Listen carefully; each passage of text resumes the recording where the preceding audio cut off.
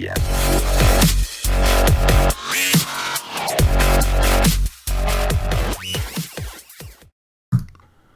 up, nation?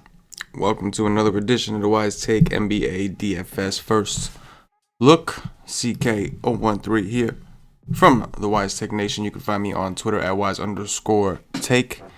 And of course, you can find the Wise Take Nation at wisetake.com.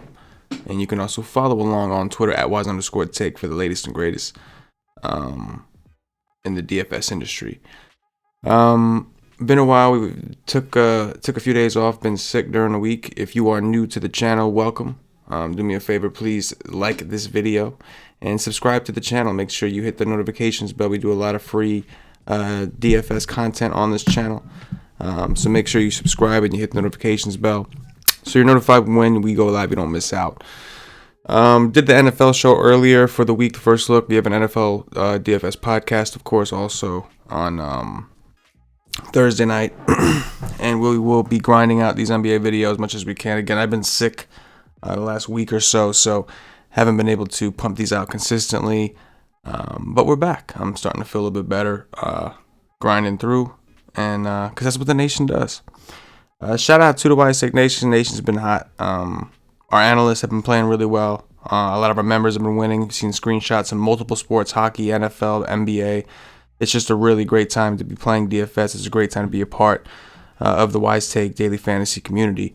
So, if you're not a member already, go check it out. I'll do another plug towards the end. In the meantime, we've got a 7 game slate to break down, or at least to get into.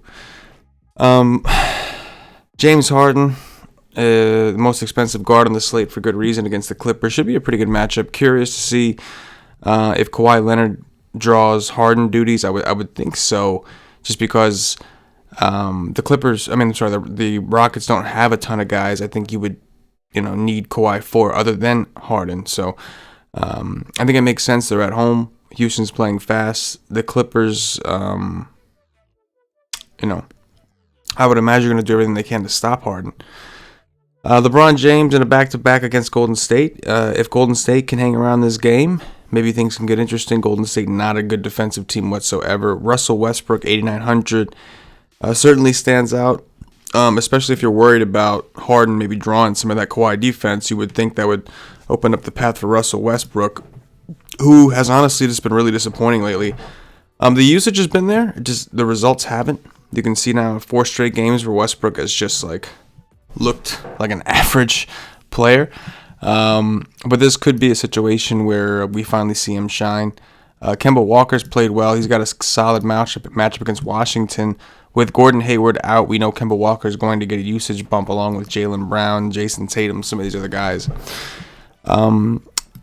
We talked about LeBron. If Golden State does keep this game close, I think everybody's been impressed with how well D'Angelo Russell has played over his last 3 games, shooting over 50% from the field and taking a lot of shots.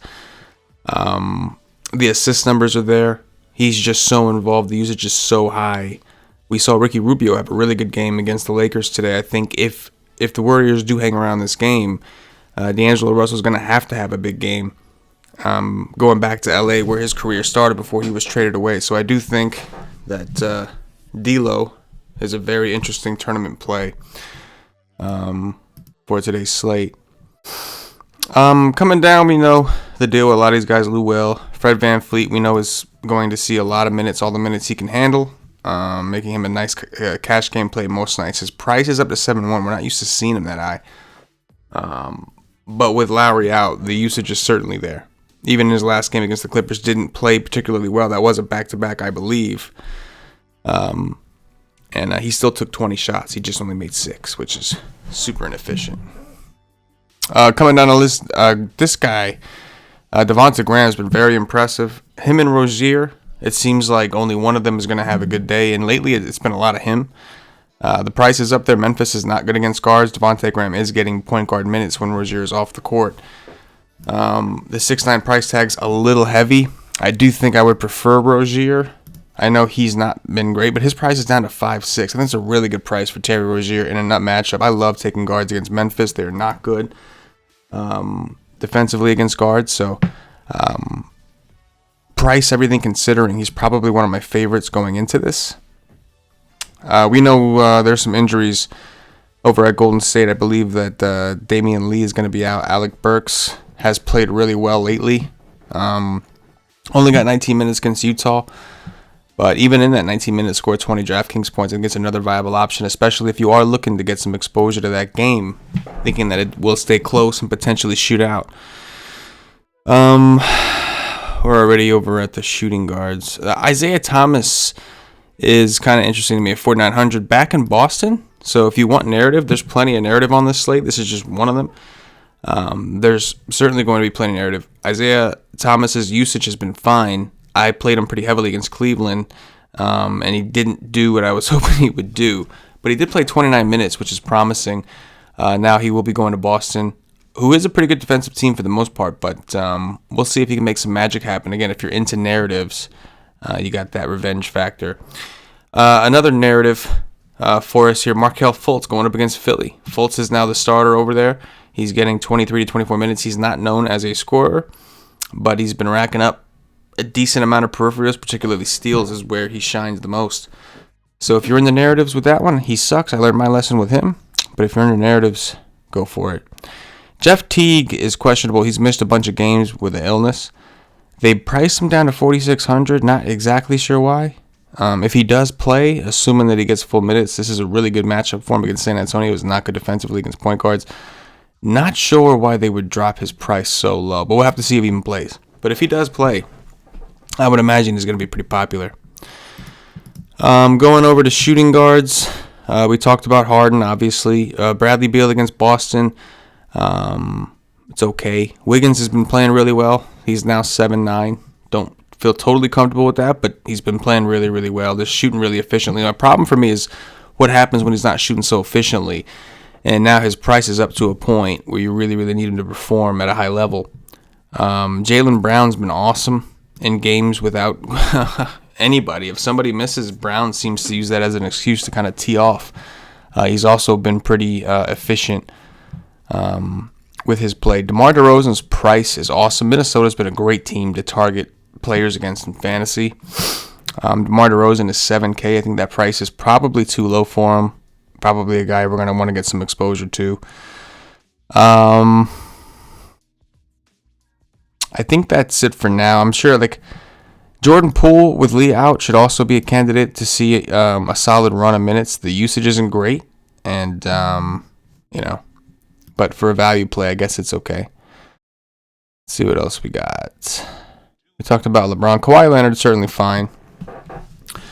He would be the natural bring back, I think, at least at first. I think Paul George is expected to return, and that could interfere with Kawhi Leonard. I guess it depends on how much Paul George actually plays, or if he does, we'll have to look into that situation more. Jason Tatum did not do well. 1 for 18 from the field against Dallas. So the positive is he took 18 shots. The negative is he was terrible. But had he made like half these shots, or even 45% of these shots, he would have smashed. I think he's a phenomenal play for tournaments as well. Ben Simmons has gotten really cheap. Tobias Harris in a revenge spot. There's a lot on this slate that we're kind of going through. The price for Covington has dropped. There's a lot. And I haven't even really gotten into the value just yet. Eric Gordon, we know, is out. Kyle Kuzma's only 4,100. It's a back-to-back. We'll see if he plays. But he's only 4,100 against Golden State. That's wild, considering the minutes he's been getting. Anthony Davis, 9,400, not matchup. He doesn't seem as aggressive, right? Like against, he's getting to value, like 5x value, and doesn't even seem like he's really trying all that much. I know he's got a sore shoulder injury. He's just that good. Montrezl Harrell revenge spot. Interesting situation here against Houston, where he was to start his career. LMA, the magician, right? We call him the magician because he loves to disappear. He had a monster game against OKC, but since then it's been kind of disappointing. A good matchup again against Minnesota. They're just not good defensively, and there's a lot of possessions being in these games. Draymond Green is 5,600 against the Lakers. Only played 22 minutes in his first game back, so we'll have to see. He had 4 fouls. Maybe it was a foul trouble issue. But the price looks good. He'll have his hands full, of course, with AD. assuming that all those guys play. Brandon Clark in an awesome matchup. The minutes, that's the only issue. If this guy were to get real minutes, he could do some real damage. But until he does, it's kind of hard to really make that stand. Jaren Jackson, only 4,800, finally had a Jaren Jackson-esque game. That's 2 good games in a row. And we haven't seen that a lot from him. So against Charlotte, I don't really see a guy on the team that's going to give him like foul trouble. The price looks pretty dope. Our boy Chris Boucher, Bobby Boucher, drip baby drip. MG in the chat. MG got a sweat going. What's up, MG? I'm watching the YouTube chat right now. I'm looking at it. You got a sweat going? Let me know. But yeah, Chris Boucher's been awesome. Getting a ton of peripherals. Taking high efficient shots. His price has gone up to 4,300, but still pretty low. For a guy with his type of point per minute potential. Doesn't need a lot of minutes. He just needs to get some. You know what I mean? Good situation. I think again for him today. I expect him to be pretty popular. Going over to center, another loaded position. Karl Anthony Towns has dropped to 9,300. I think that's criminally low against San Antonio, a team that is not good against centers.